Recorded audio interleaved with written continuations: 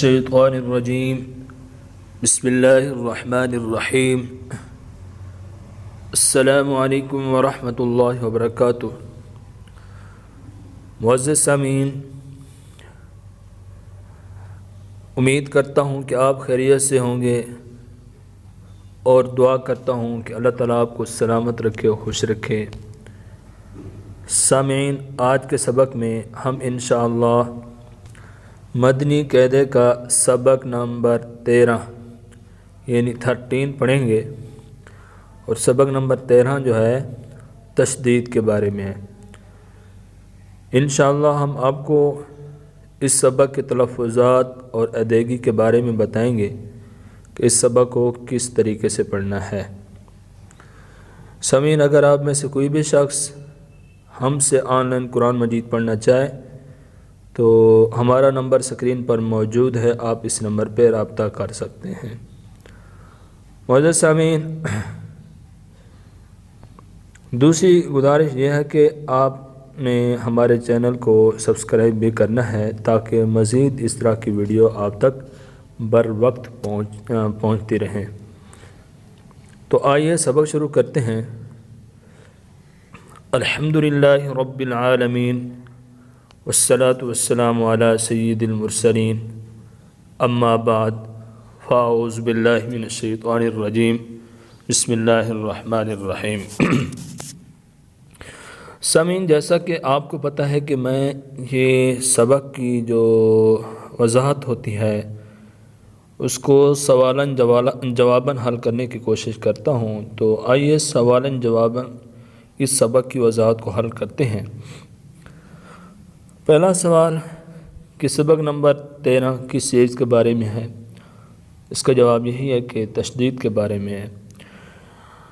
اور اگلا سوال یہ ہے کہ شد کی پہچان کیا ہے اور جس حرف پر شد ہوتی ہے اس حرف کو کیا کہا جائے گا؟ تو اس کا جواب یہاں پہلی لائن میں دیا گیا ہے کہ 3 دندان والی شکل کو تشدید کہتے ہیں، اور دوسری بات کا جواب یہ ہے کہ جس حرف پر تشدید ہو اسے مشدد کہتے ہیں۔ سامعین، آگے چلتے ہیں کہ مشدد حرف کو کس طرح پڑھا جائے گا۔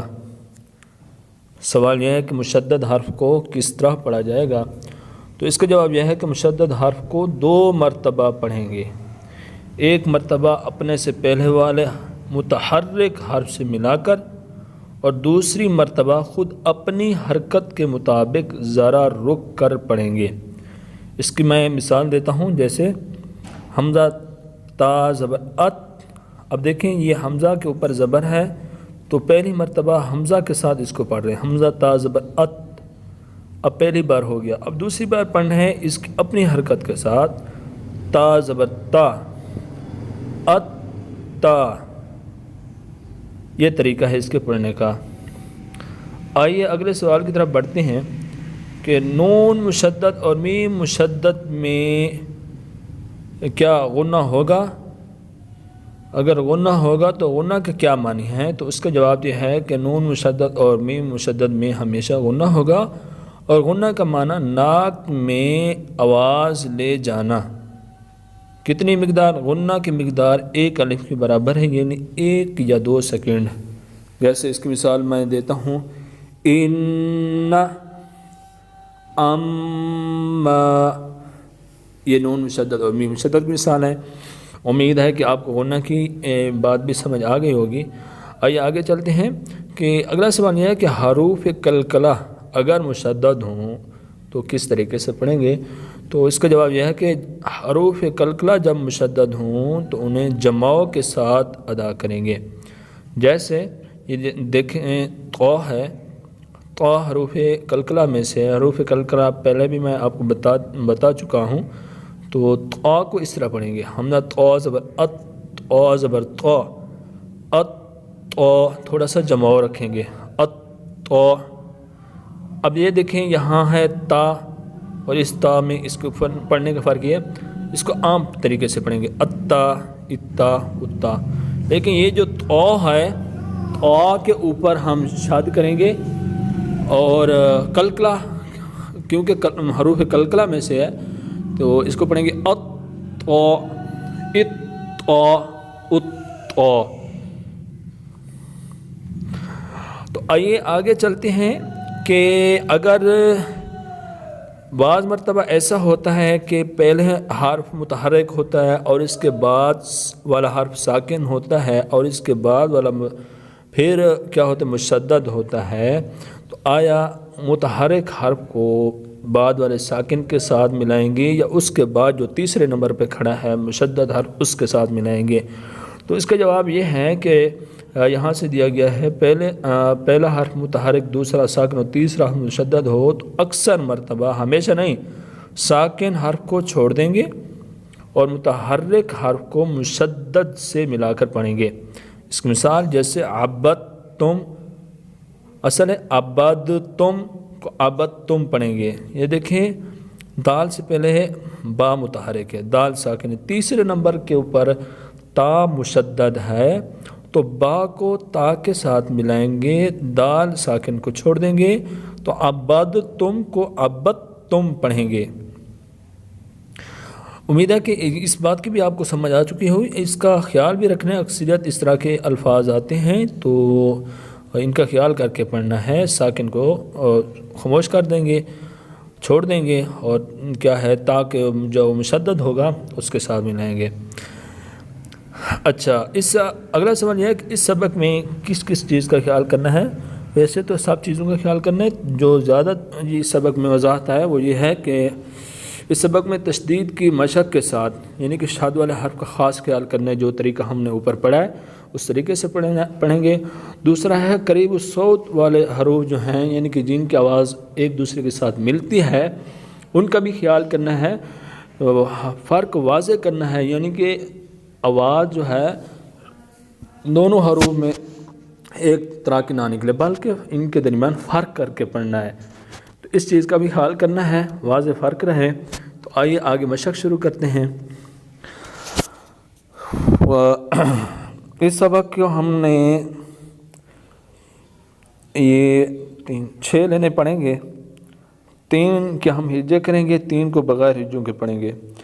وہ اس طرح حمزہ تا زبر ات، تا زبر تا، ات تا، حمزہ تا زر ات، تا زبر تا، ات تا۔ سامعین میں اس الف کو حمزہ پڑھ رہا ہوں، اس کی وجہ پیچھے بھی میں نے بتائی ہے کہ جب الف کے اوپر زبر زیر پیش یا جزم ہو تو یہ الف باقی نہیں رہتا بلکہ حمزہ ہو جاتا ہے، تو اس کو حمزہ ہی پڑھیں گے۔ حمزہ تا پیش ات، تا زبر تا، ات تا، اتا، اتا، اتا۔ اب یہ حروف کلکلہ میں سے آگے حرف آ رہا ہے تو اس کا بھی خیال کرنا ہے۔ حمزہ تو زبر ات، تو زبر تو، ات تو، حمزہ تو زبر ات، تو زبر تو، ات تو، حمزہ تو پیش ات، تو زبر تو، ات تو۔ اب ان تینوں کو ملائیں گے، ات تو، ات تو، ات تو۔ آئیے آگے چلتے ہیں۔ حمزہ زا زبر از، زا زبر زا، از زا۔ حمزہ زا زر از، زا زبر زا، از زا۔ حمزہ زا پیش از، زا زبر زا، از زا۔ عزا، عزا، عزا۔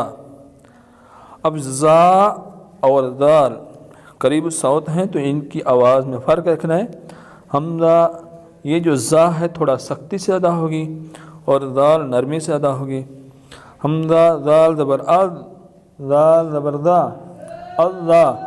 حمزہ دال زیر از، دال زبر دا، از دا۔ حمزہ دال پیش از، دال زبر دا، اذا۔ اب ان کو ملانا ہے، اذا، اذا، اذا۔ آگے حمزہ وا زبر از، وا زبر وا، اللہ۔ حمزہ وا زیر از، وا زبر وا، اذا۔ حمزہ وا پیش از، ذا زبر ذا اللہ اللہ اللہ اللہ. آگے حمزہ سا زبر اس سا زبر سا اسا. حمزہ سا زیر اس سا زبر سا اسا. حمزہ سا پیش اس سا زبر سا اسا. اسا اسا اسا. آگے جو ہے بغیر ہم ہجوں کے پڑھتے ہیں وہ اس طرح پڑھیں گے اسا اسا اسا اسا اسا اسا. سین اور صاد میں فرق یہ کرنا ہے، سین کی آواز کو باریک کرنا ہے، صاد کی آواز کو تھوڑا سا پر کریں گے، موٹا کر کے پڑھیں گے. اسا اسا اسا. ادا ادا ادا ادا ادا ادا. اکا اکا اکا. سامعین اس کاف کی اور اس قاف کی آواز میں فرق یوں کریں گے، اس کاف کی آواز کو تھوڑا سا باریک رکھیں گے اور اس قاف کی آواز کو تھوڑا سا پر پڑھیں گے، موٹا کر کے پڑھیں گے، جمعوں کے ساتھ پڑھیں گے. اقا اقا اقا. سامعین آج کا سبق ہمارے یہاں تک تھا. انشاءاللہ بہت جلد ہی ہم اگلے سبق میں ملیں گے. آپ اس سبق کو یاد کر کے ہمیں سنانے کی کوشش کریں. جو بھی ہمارا بھائی بہن ہمیں سبق سنائے گا یہ سبق فری میں سنا جائے گا. انشاءاللہ ہم یہ آپ کے سبق کی رہنمائی کریں گے اور اس کے بدلے میں صرف آپ سے دعاؤں کے طلبگار ہوں گے کہ آپ ہمارے لیے دعا کر لیں. السلام علیکم ورحمۃ اللہ وبرکاتہ.